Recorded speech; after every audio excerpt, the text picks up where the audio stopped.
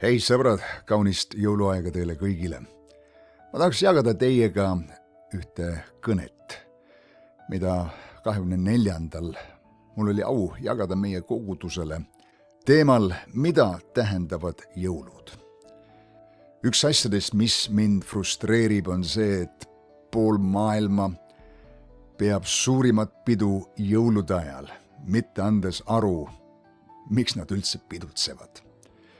Sina ja mina teame, et me tähistame Jeesuse sünnipäeva, aga ma arutlen selles kõnes, kes siia maa peale tuli, kuidas ta tuli ja miks ta tuli. Ja jagan ka natuke ühte mõtet, miks ma usun, Jumal andis esmalt teada sellest sõnumist karjastele, öeldes neile, et teile on täna Taaveti linnas sündinud õnnistegija ehk päästja. Ja see on tõeline jõulusõnum. Päästja on sündinud meie keskele. Aga me loeme täna siin veel Luuke evangeeliumist, kuigi oleme juba sellest täna lugenud. Ja ma tahan lugeda sealt 2. peatükist ja jagada teiega veel mõne mõtte. Luuka evangeelium 2. peatükk ja salm 1 kuni salm 13. Ja neil päevil sündis, et keiser Augustus andis käsu üles kirjutada kogu maailm. See üleskirjutis oli esimene ja toimus, kui Küreenius oli Süüria maavalitseja ja kõik läksid endid laskma kirja panna, igaüks oma linna. Siis läks ka Joosep Galileast Natsareti linnast üles Juudamaale Taaveti linna, mida hüütakse Betlemmaks, sest oli pärit Taaveti kojast ja soost laskma ennast kirja panna ühes Maarja oma kihlatud naisega, kes oli käima peal. Ja nende seal olles sai aeg täis, et Maarja pidi maha saama ja ta tõi ilmale oma esimese poja ja mähkis ta mähkmetesse ja asetas ta sõime, sest neil polnud muud aset majas. Ja seal paigus oli karjaseid väljal, õitsis pidama valvet öösel karja juures ja issanda ingel astus nende ette ja issanda auhiilgus paistis nende ümber. Ja nemad kartsid üliväga. Ja ingel ütles neile, ärge kartke, sest vaata, ma kuulutan teile suurt rõõmu, mis saab osaks kõigile rahvale. Oled sa rõõmus, et suur rõõm on osaks saanud kõigile rahvale, eestlastele ka on. Sest teile on täna Taaveti linnas sündinud õnnistegija, kes on issand Kristus. Ja see olgu teile tunnuseks, te leiate lapse mähitud ja sõimes magavat.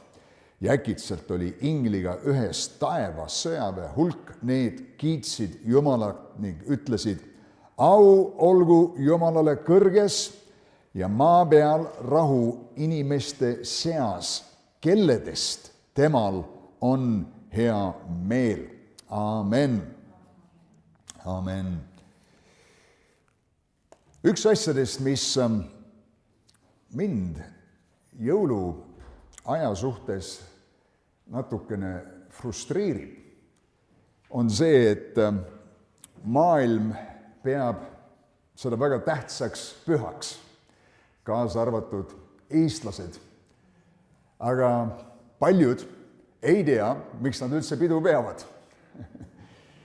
Ja tohutud ressursid, mis kulutatakse just nimelt jõulude ajal. Me teame, et see on kaubanduses üks kõige parem aeg, kõige suurem läbimüük. Ostud hakkavad pihta seal Ameerikas, nad ütlevad pärast tänupühasid, Thanksgiving, ja siis läheb lahti, pannakse jõuluatraktsioonid üles. Aga paljud inimesed ei tea, miks nad seda tähistavad. Ja öeldakse, et umbes 2,3 miljardit inimest maailmas tähistavad jõulusid ja umbes 90 riigis tähistatakse seda. Aga võime öelda, et ligi 90% eestlasi tähistab jõulusid, aga võib-olla heal juhul 10% usub Jeesusesse, Kristusesse. ja enamus eestlasi ka tähistab seda kultuuriliselt ja sotsiaalselt. Me teame, et on peod ja kontserdid ja igasugused koosviibimised.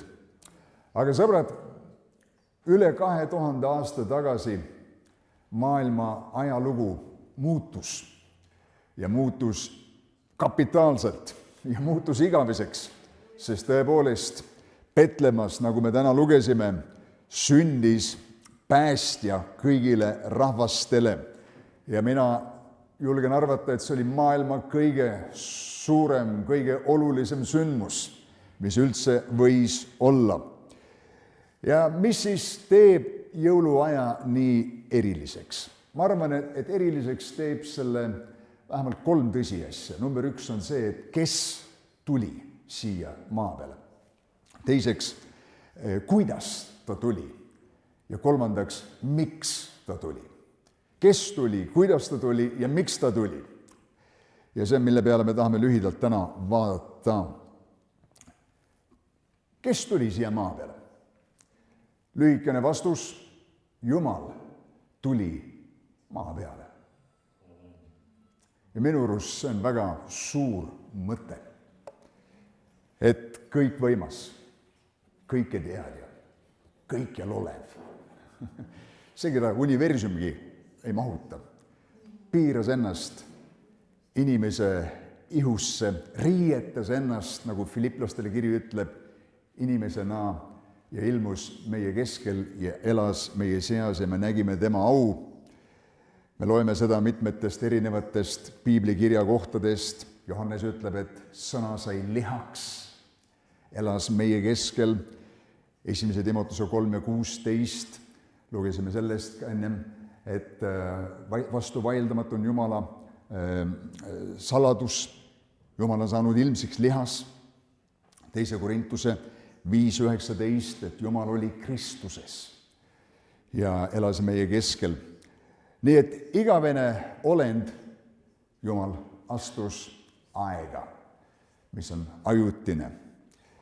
Ja me teame, et tema oli juudi rahva kaua oodatud messia, kellest prohvetid olid aastasadu, mõningal juhul aastatuhandeid ette kuulutanud.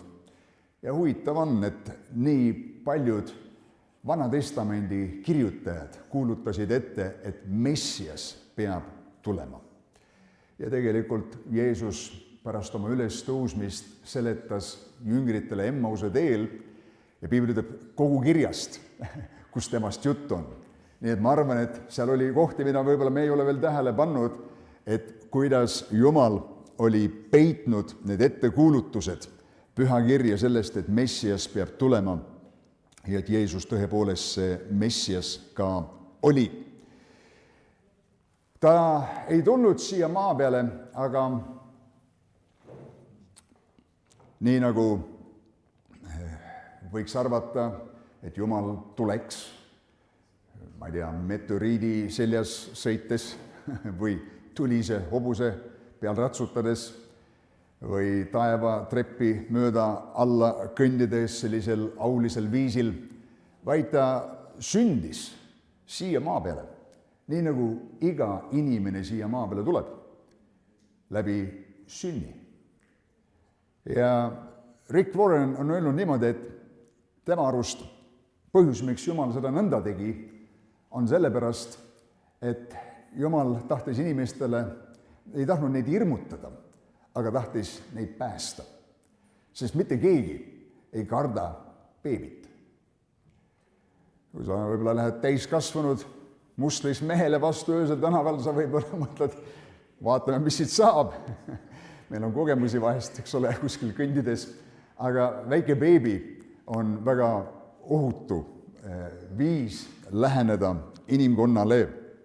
Ja see on see, kuidas Jumal valis siia maa peale tulla. Ta ei sündinud samuti kuningakotta või paleesse, vaid sündis laudas ja pandi sõime. Nüüd meie seas on siin mõned meditsiini inimesed ja töötajad.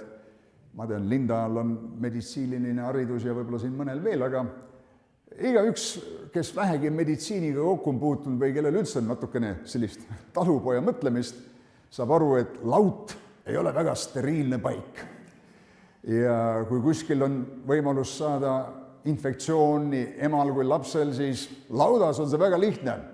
Kõik see loomade väljaheide ja kõik bakterid ja seened, mis seal õhus lendasid ja potentsiaalsed ohud, mis olid, et mõni loom kuskil liigub kellelegi otsa ja see nimestik on igati pikk, alates sellest, et värsket õhku polnud piisavalt ja parasiidid ja viirused ja kõik muu.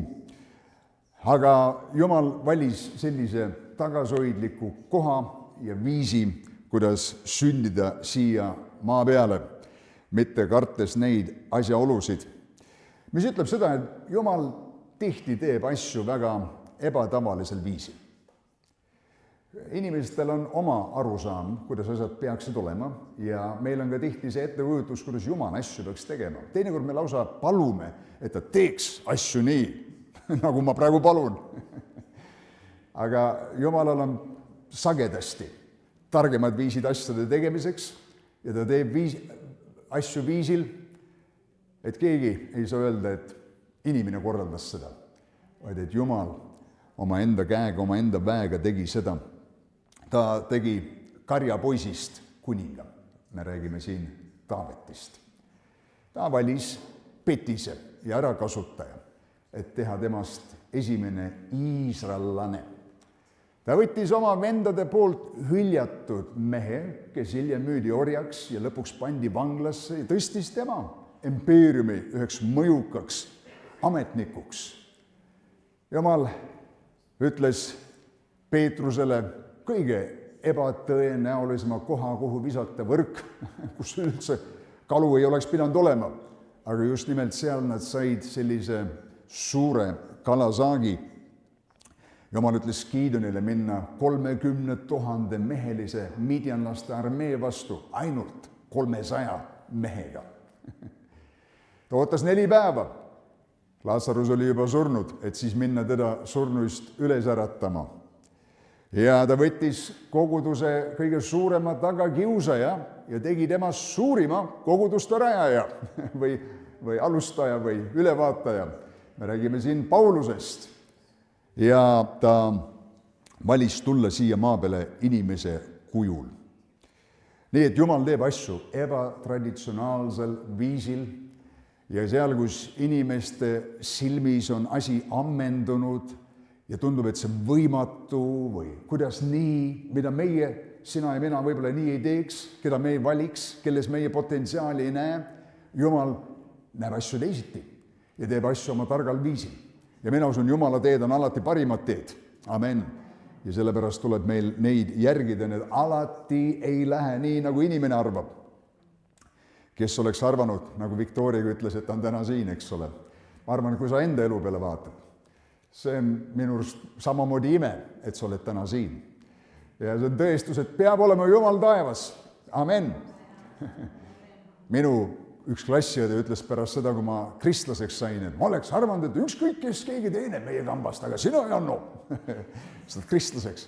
Ma olin nõustuga, ma ei arvanud, et ma kristlaseks saan. Mul polnud mingit kavatsust, mingit plaani kristlaseks saada, aga kui sa kohtud Jeesusega ja ta puudutab su elu sellisel unikaalsel viisil, siis sa ei saa parata. See juhtus minuga, see on juhtunud sinuga, kas pole nii.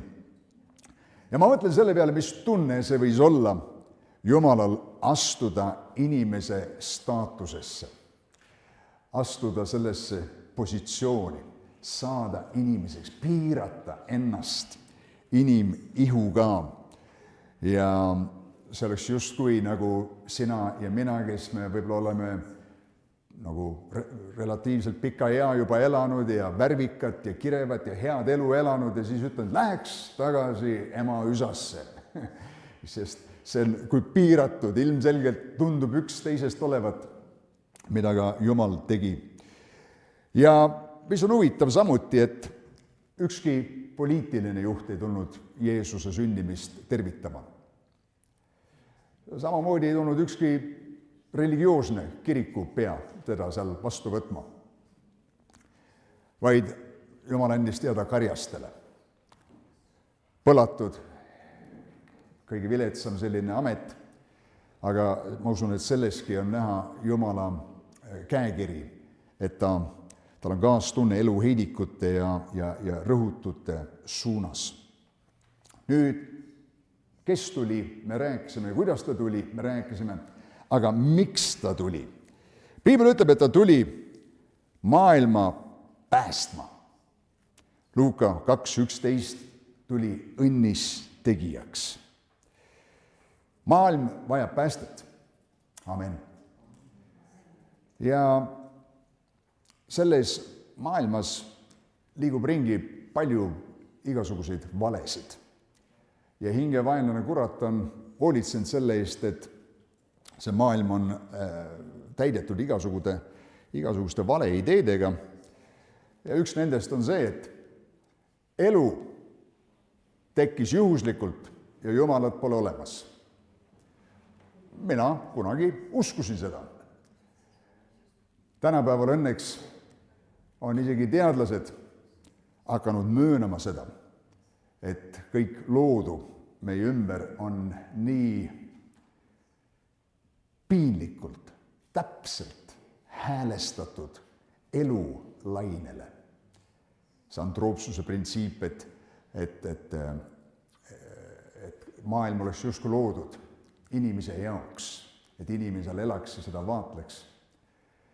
Teadlased on täna arvutanud, kui võimatu on see, et eluks ühed tähtsamad algmaterjalid, nagu need on aminohapped, millest koosnevad proteiinid, valgud, et tõenäosus, et üks valk lihtsalt tekib juhuslikult, et aine elementaarosakesed põrkusid kokku ja siis tuul, muidugi tuult ei saanud olla veel, aga midagi oli ja siis jälle põrkusid teisel viisil ja siis mingi muu asi mõjutas neid ja siis nad põrkusid teisel viisil ja et tõenäoliselt see lihtsalt juhtus juhuslikult, on 1/10, aga muuseas 10 on 130 nulli järgi.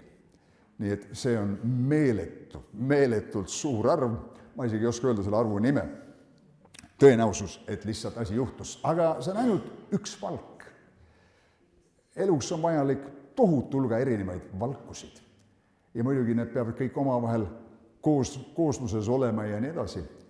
Aga teadlased on veel läinud kaugemale ja ütlen niimoodi, et tõenäosus, et pärilikkuse kandja meil kõigi igas rakus olev DNA molekul, mis on üks väga keeruline, spiraalne molekul, mida on täna palju uuritud ja ikka veel ei ole palju sellest aru saadud, tõenäosus, et selline asi iseenesest tekkis, on 1/10, aga sel juhul 10 on üle 10 000 nulli taga. Ja mõningad arvutajad on isegi pakkunud 100 000 nulli, ehk et see on peaaegu võimatu. Et kogu universum pole nii piisavalt vanagi, et oleks olnud piisavalt aega, et need osakesed saaksid rahulikult põrkuda. Ja on öeldud, et see on enam tõenäolisem, et sa lähed Pärnu prügimäele ja Pärnu inimesed on ilmselt seal käinud ja paned suure pommi, ja ma ei soovita muidugi pommi panna sinna, aga paned pommi sinna prügimäe alla ja käib üks kõva plahvatus. Ja tolmu on kõik täis ja kõik on, prahti õhk on täis ja lõpuks, kui kõik niimoodi ära vaibub ja jälle selgeks läheb, siis on seal üks Boeing 747 lennuk. Täies hiilguses, mootorid töötavad, jah, valmis õhku tõusma. Et see on palju enam tõenäolisem, et tekivad valgud või DNA molekulid iseenesest. Kõige taga on näha ühe disaineri kätt. Amen. Ja paljud teadlased on seda tänaseks samuti mõistnud. Üks teine vale, mis maailmas liigub ringi, on see, et tõde on suhteline. Igalühel meist on meie oma tõde ja üldse hääletame, kes mingi tõe poolt on. Nõnda see ei jõua kaugele, kas pole nii? Inimesed, kes niimoodi väidavad, ma garanteerin sulle, et kui selline inimene, kes väidab, et kõik on suhteline, tuleb tagasi oma tööreisilt, ei küsi kunagi oma naise käest, et kas olid suhteliselt truu mulle, kui ma vahepeal ära olin. Ta tahab absoluutset truudust, mitte suhtelist truudust. Või selline inimene tuleb tagasi oma raamatupidaja juurde, kui ta on ära olnud väikselt puhkusereisile, küsib oma raamatupidaja käest, kas olid suhteliselt aus minu rahadega. Amen. Ma arvan, et need suhtelised tõe inimesed kiiresti leiavad, et paljud asjad elus on absoluutsed ja mitte suhtelised. Üks teine vale, mis liigub maailmas ringi, on see, et inimene on põhimõtteliselt hea. Aga ümber maailmas, ühiskonnas olev, ümbritsev kurjus rikub ta ära. Ma ikka naeratan, kui ma tihti kuulen inimeste tunnistusi, ütled, ja ma sattusin valesse seltskonda, ja ma hakkasin käima läbi valede inimestega. Mu küsimus on, kuidas sa nende valede inimeste hulka sattusid? Ilmselt sinu südames pidi ka midagi olema selles suunas, kas pole nii, aga me ennast ei taha päris sinna liigitada, me ütleme, et nemad olid halvemad. Mina lihtsalt olin ja läksin kaasa asjadega. See on tegelikult scientoloogia selline hoiak, aga evangelist Billy Graham on öelnud niimoodi, et me võiksime vangi panna kõik kurjategijad. Kuigi seda on väga raske teha, kas pole nii. Me võiksime kõik tubaka ja narkootiliste ainete nagu algmaterjalid ära põletada, kui kõik selle kuskilt kätte saaks. Võiks kõik alkoholi maha valada. See muidugi mürgitab maad kõvasti, aga võiksime kõik pornograafia ja kõik, mis on niisugune ahvatlev ja kiusatusi tekitav, kõik kuskile ära panna, kuskil kapi taha kinni panna, kõik ära panna ühiskonnast, kõik kurjus ära eemaldada inimeste silmade eest. Ja Billy Graham on öelnud, ja kurjus ikkagi jätkuks meie ühiskonnas, sest kurjus lähtub inimese südamest. Jeesus ütles seda. Ja nii kaua, kui inimsüda ei muutu, sa võid siin ühiskonnas teha igasuguseid reformatsioone ja programme ja tead, väljapoolt valgendada ära seinad. Aga kui see sein seespoolt on mäda, see valgendus ei tee mitte midagi. See on enda aja küsimus, et vanad probleemid kasvavad üles. Need muutused peavad hakkama siis pihta südamest. Amen. Südamest. Üks teine vale, mis liigub ringi, on see, et võidab see, kel surres on kõige rohkem asju. American Dream, kellel on kõige rohkem asju. Ja me raputame pead, aga eks me ka teinekord kiikame, et kus ta selle asja sai ja kuidas tal nii läheb ja tahaks ka ja. Aga selle maailma rikkad on pidanud möönama, et kuigi nad võib-olla leidsid elus palju raha oma tehingutega, aga nad ei leidnud sellega palju rahu. Leidsid võib-olla õnnetunde, aga lõbu tähendab aga mitte õnne või rõõmu sellega. Ja elu tähendust ja eesmärki raha ei ole kindlasti täitnud. Amen. Nii et asjade kogumine elus ei ole vastus. Jeesus ütles, et sellest ei ole nii kellegi elu, mis tal on. Nii et suurimgi rikkus siin maa peal ei või päästa sind. Igavesest hukatusest sa ei saa maksta kinni seda ja sellepärast see on üks vale ja ei ole tõsi. Üks teine vale, mis liigub ringi maailmas, on see, et peale surma pole midagi. Teiste sõnadega, naudi oma elu, põleta oma elu, pärast on, nagu tuli läheb, kustub ja kõik on läbi. Me teame, et see ei ole tõde. Üks teine vale on see, et meil on palju elusid, nagu rahvastepalli kaptenil. Vanemad põlvkond mäletab seda. Kaptenil oli vähemalt 3 elu, kui mitte 5, eks ole. Mul meeldis olla kapten. Kaotad ühe elu, pole hullu, lähen järgmisega edasi. Aga ja see uskumus pärineb muidugi reinkarnatsiooni teooriast ja nii edasi. Aga me teame, et Piibel ütleb üheselt ja selgelt, et inimesel on ükskord määratud surra ja pärast seda kohus. Nii keegi ei tilbenda siin mitu korda. Meil on üks elu ja sellepärast on meil vastutus oma elu eest. Ja üks teine vale on deism, et Jumal lõi maailma, aga ei sekku enam selle käekäiku. jõululugu õpetab, et just nimelt sekkub. Just nimelt sekkub. Ja seda me tähistame ka täna siin. Nüüd, kui maailma kõige suurim vajadus oleks olnud haridus, oleks Jumal läkitanud õpetaja. Kui maailma kõige suurim vajadus oleks olnud raha, oleks Jumal läkitanud pankuri, teeb kõigile laenu. Kui maailma kõige suurim vajadus oleks olnud füüsiline tervis, siis Jumal oleks läkitanud arsti. Kui see oleks olnud emotsionaalne stabiilsust, oleks läkitanud psühholoogi. Kui see oleks olnud edu ja kordaminek, oleks läkitanud eneseabi, mingi guru. Aga maailma vajadus oli saada päästetud, sellepärast Jumal saatis päästja. Nii et see, mida me lugesime siin, ütleb, mis on tegelikult maailma kõige suurem vajadus. Päästmine. Nüüd kõigepealt see fakt, et Jumal tahtis inimest lunastada, ütleb meile, et inimene on Jumala silmis niivõrd palju väärt, nii kõrgelt hinnatud. Ja teoloogid on kasutanud selliseid mõisteid, et inimene, olles loodud Jumala näo järgi, on olemuselt Jumalaga sarnane. Nüüd me oleme piiratud, me kõik teame seda. Ja me oleme ise autoriteedi all, sest Jumal on kõrgeim autoriteet. Jumal eksisteerib ilma sinuta, aga sina ei saa ühtegi hinge tõmmata ilma temata. Aga et inimene loodi Jumala näo järgi, ehk ta on nagu sama substants, samast materjalist.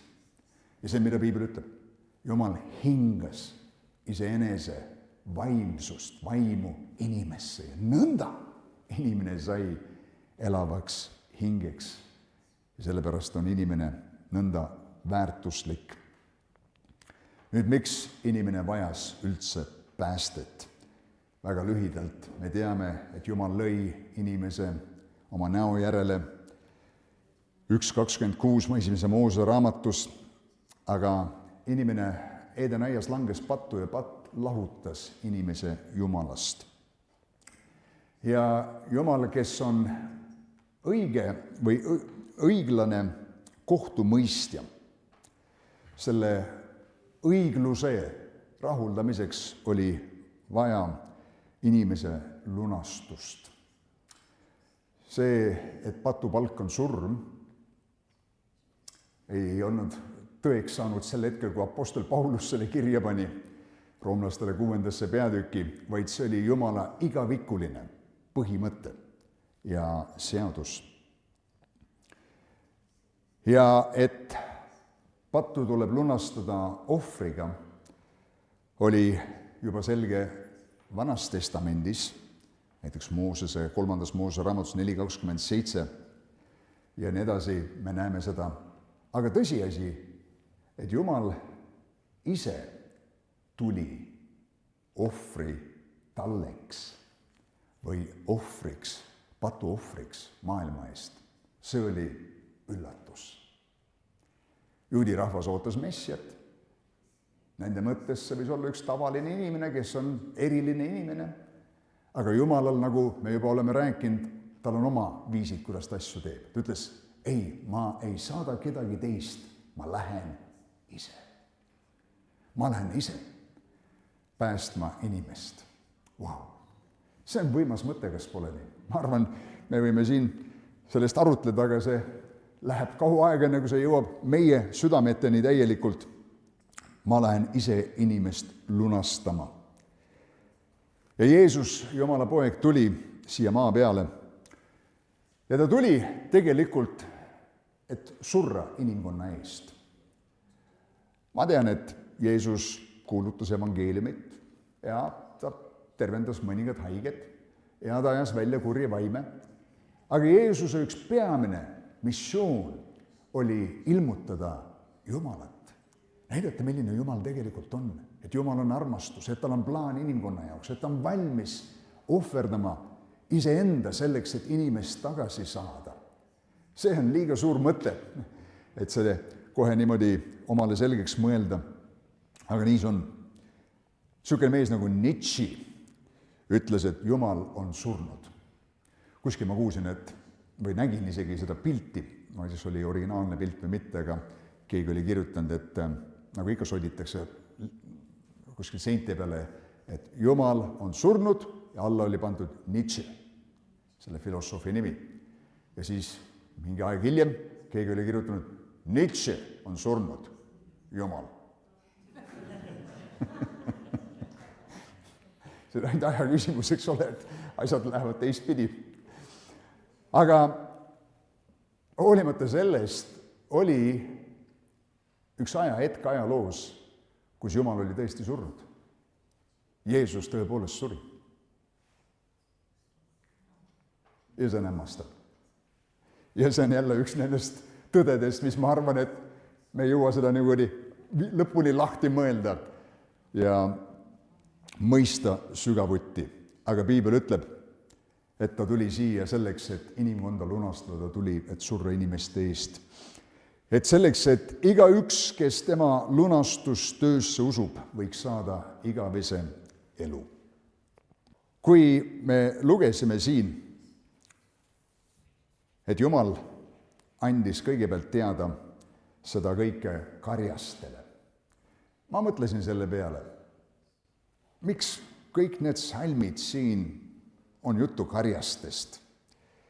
Ja lisaks kõigele muule, et see tunnustäht karjastel oli see, et te leiate lapse mähitud ja sõimes magavat. No mis suur asi see on? See on selge, et iga vastsündinud on mähitud ja ilmselgelt magab. Enamus juhtub nii. Mis vägev tunnustäht see küll võiks olla. Aga ma arvan, et üks asi, mida Jumal selle kõigega näitas, oli see. Esiteks, karjased Petlemmas hoidsid suuri lambakarju ja tegelikult tootsid, tallesid templi teenistuse jaoks. Väga paljud, kes üle Iisraeli tulid pühadeks templisse, ei võtnud oma tallekest kaasa. Jumala ees, see pikk teekond tähendas seda, et see tallek oli must nagu muri ja teate, tuuste täis ja mis iganes ja siis hakka temaga seal tegelema ja Jumalale pidid minema veatud ohvrid. Nii et selle tõttu osteti see uus ja puhas talleke ja sealt võiti ainult raha kaasa. Väga mõistlik, tänapäeval me teeme sama, eks ole, krediitkaart taskusse ja, või sularaha ja väga lihtne. Ja selle tõttu see kõik muutus lõpuks seal väga suureks businessiks, miks pärast Jeesus ka vihastus ja seal korra majja tegi, mäletas seda lugu, eks ole, templi puhtaks tegi, siis seal käis suur business. Aga ühel viisil oli see tallede tootmine väga loogiline selles võtmes ja väga palju siis just nimelt templiteenistuse tallesid tuli sealt Petlemmast. Ja see on tõenäoline, et need karjased samamoodi olid ühe karja üle, mis tootis neid ohvritallesid. Ja sellepärast ingel ilmub karjastele, öeldes teiste sõnadega, teie valmistate ohvriloomi. Ja ohvriloomad olid tähtsad sellepärast, et nende läbi sai pattu lunastada, mitte ära pesta. Patune jäi patuseks, isegi pärast ohvrit. Aga patt sai nagu lepitatud. Okei, teeme, kõik on korras. Aga patune jäi ikka patuseks. Ja need, kes seda ohvriteenistuse nagu algmaterjali tootsid seal, need karjased, ingel läks esimesena nende juurde, öeldes, teile on sündinud täna tõeline ohvritall, kes võtab ära maailma patu. Ja muuseas on mõningad teoloogid, kes arvavad, et Jeesus sündiski selles ohvritallede sündimise laudas, kus üleval oli vaatetorn, kust karjased vaatasid oma karja. Siin kontekstis räägitakse meile, et nad olid väljas oma karja juures, aga see võis nõnda olla. Miika 4.8 räägib sellest.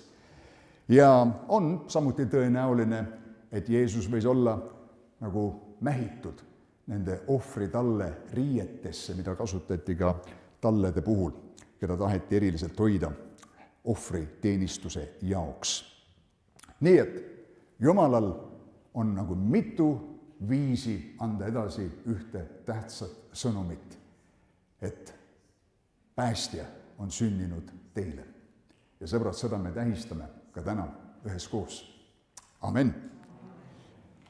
Ma lõpetan selle mõttega, ma palun, et meie ülistajad tulevad, me laulame kohe ühislaulu.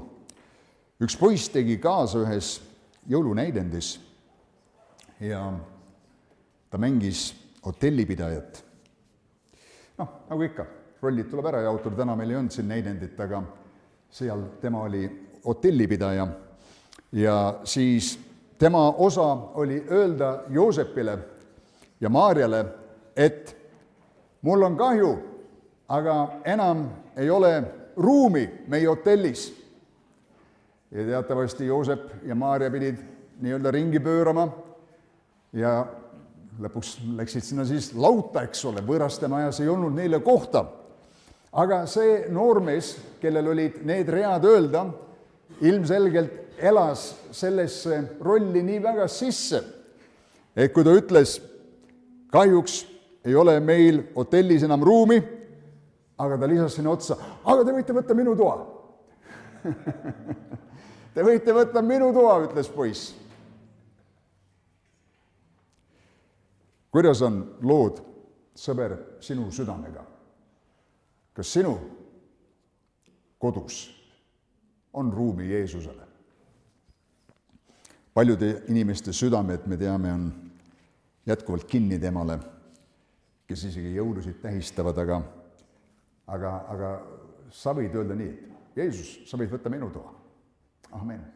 Sa võid võtta minu toa.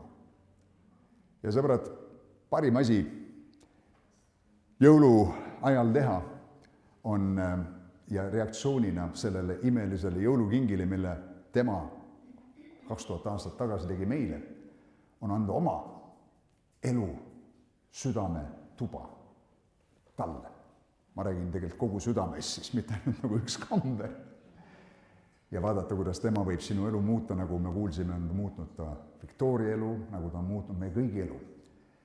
Ja see on jõulusõnum, et Jumal tuli siia maa peale, tuli päästjaks inimkonnale ja igaüks, kes temast usub, võib osa saada ja maista seda igavest elu. Amen. Tõuseme püsti ja palume koos.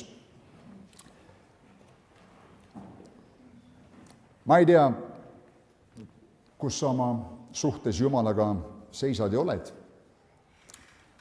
aga kui on täna keegi siin, kes või vaatab läbi sotsiaalmeedia, kes ei tunne veel Jeesus Kristust isiklikult, siis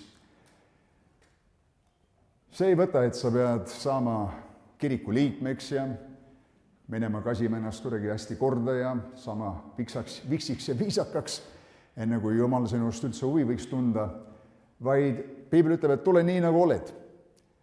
Ja Jeesus on kõigest ühe palve kaugusel sinust. 1989, 6. detsembril Jeesus muutis minu elu. Halleluuja! Kindlasti on üks kuupäev, kus ta astus sinu ellu. Ja täna ta võib astuda ka sinu südamesse. Palu suke lihtne palve koos minuga, öeldes, kallis taevane isa, ma tulen su ette Jeesuse nimel. Ma tänan sind, et jõulusõnum käib ka minu kohta. Päästja on sündinud ka minule. Ja kallis Jeesus, ma avan sulle oma südame. Astu minu tuppa. Muuda minu elu. Ma võtan sind vastu kui oma päästja, kui minu issand. Ma annan oma elu sulle. Ma tahan sind teenida ja kõndida sinuga kõik oma elupäevad. Ja ma tänan sind, et sa oled mind kuulnud. Sa oled mulle vastanud, mind vastu võtnud oma lapseks. sellest hetkest peale usu läbi Jeesusesse Kristusesse olen mina Jumala laps. Amen. See nii lihtnalt käibki tänu Jumalale. Ja meist saab Jumala laps, kui me usume oma südames. Tänu Issandale. Ma arvan, et kõige tähtsam otsus, mida üks inimene siin maa peal saab iial teha, on anda oma elu Jeesusele Kristusele, uskudes temasse, et ta sündis siia maa peale, elas oma elu ja tuli siia maa peale selleks, et surra inimkonna patu eest, saada meie eest patu ohvriks, lepitades meid taevas Isaga ja lunastades meie patu süü, et usus sellesse, mida tema tegi, meil võiks olla ligipääs pühale Jumalale, taevasele Isale ja et meist võiksid saada Jumala lapsed. See on tõeline inimelu eesmärk ja põhjus, miks me siin oleme. Nagu Apostlite tegude raamat ütleb, et me otsiksime teda. Õppida tundma Jumalat ja kohtuda temaga on kõrgem inimelu põhjus. Kui sa palusid selle lihtsa palve koos minuga, usaldades Jumalat, uskudes temasse, sinust sai uus loodu Kristuses Jeesuses.